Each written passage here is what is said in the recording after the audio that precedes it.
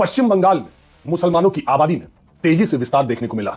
मैंने जितने लोगों से बात की उसमें आधे से ज्यादा या और भी इसका प्रतिशत ज्यादा होगा वो मुसलमान ही थे, जबकि मैं पब्लिक प्लेसेस पे बात कर रहा था। पहली फर्स्ट एंड फॉरमोस्ट बात कि पश्चिम बंगाल में मुसलमानों की आबादी बहुत तेजी से बढ़ती हुई दिखाई दे रही है और बहुत तेजी से मुसलमान कई जिलों में मेजॉरिटी में, माइनॉरिटी की जगह मेजॉरिटी में आ गए। पहले यह कहा जाता था 2011 तक, शायद मुझे जहां तक जनगणना का याद है, मुर्शिदाबाद, मालदा और उत्तरी दिनाजपुर ये 3 मुस्लिम मेजॉरिटी वाले जिले घोषित हो गए थे। लेकिन अगर 2021 की जनगणना होगी और उसके आंकड़े आएंगे तो मुझे लगता है कि कुछ और जिले इसमें शामिल हो जाएंगे। मुसलमानों की बढ़ती आबादी के पीछे कारण क्या है, ये सोचने वाली बात है। मैंने जो देखा वो ये देखा कि अगर आप कोलकाता, जो कि पश्चिम बंगाल का कैपिटल है, वहां से अगर आप स्वरूपनगर जाते हैं, जो कि बांग्लादेश का बॉर्डर है हकीमपुर, वहां तक जाते करीब 77-80 किलोमीटर का बाई रोड रास्ता है। 77-80 किलोमीटर जाने में आपको 3 घंटे लगते हैं। और मेरी बात का यकीन मानिए, 2 बॉर्डर है, वो एक जगह बारासात से वो अलग होता है, बनगांव की तरफ जाता है, जहां मथुआ हिंदू कम्युनिटी के लोग ज्यादा हैं। दोनों तरफ आपको 2 बीघा 5 बीघा का प्लॉट भी सड़क किनारे खाली नहीं दिखेगा। पूरा 70 किलोमीटर तक भाई मार्केट ही मार्केट, दुकानें ही दुकानें, मार्केट ही मार्केट है।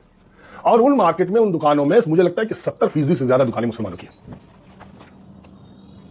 मुसलमान पश्चिम बंगाल के कई डिस्ट्रिक्ट्स में, मुझे नहीं लगता कि माइनॉरिटी में है, वो मेजॉरिटी में आ चुके हैं या मेजॉरिटी में आने के करीब है।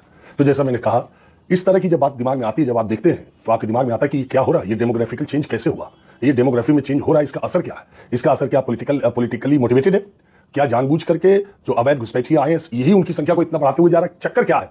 न्यूज़ 24 के ये पत्रकार राजीव रंजन, इनके पहले वीडियोस आप सबने देखा होगा, ये किस तरह से बात करते हैं लोगों से। बिहार चुनाव के बाद इनके मन में पता नहीं कौन सा परिवर्तन हुआ है। जो हम लोग वीडियोस में वर्षों से बता रहे थे, न जाने कितने इन्फ्लुएंसर्स इस पर वीडियो बना रहे थे कि वेस्ट बंगाल में डेमोग्राफिकली कितना बड़ा चेंज हो रहा है, पॉपुलेशन का कितना बड़ा बदलाव हो रहा है, ये न जाने कितने सालों से हम वीडियो बनाकर बता रहे थे, इनको समझ में नहीं आ रहा था।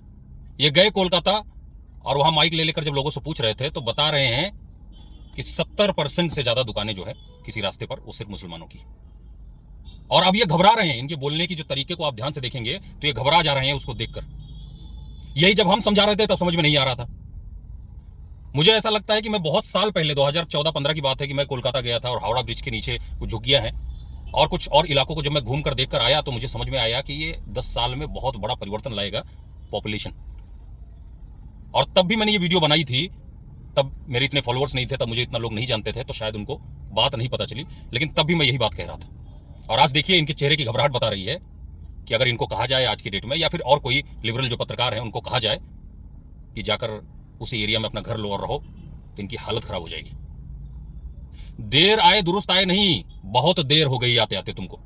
ये जो माइक लेकर 10 साल पहले पहुंचना चाहिए था, वहां पर अब बहुत देर हो गए तुम लोग। अब वहां पर हम जैसे लोग कुछ बदलाव लाएंगे। हमारे बंगाल के जितने भी प्रदेशवासी हैं उनके साथ मिलकर हम विचार से विचार मिलाएंगे और बंगाल को आने वाले वक्त में इस पीड़ा से दूर करवाएंगे। ये मेरी बात लिख के लेना, ये मेरा प्रण है। जय श्री राम।